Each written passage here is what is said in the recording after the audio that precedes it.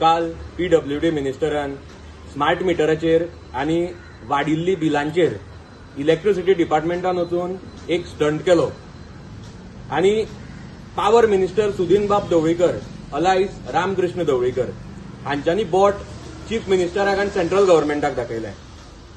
रोखडेच चीफ मिनिस्टरान smart meter बसोवपाचेर स्टॉप ऑर्डर काडली.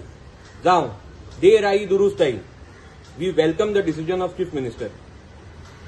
आता प्रश्न पडटा तो 890 कोटीचो म्हणजे 890 करोडचाचो जे आमच्या लोकांचे जनतेचे टॅक्स पेयराचो पयसो आसा.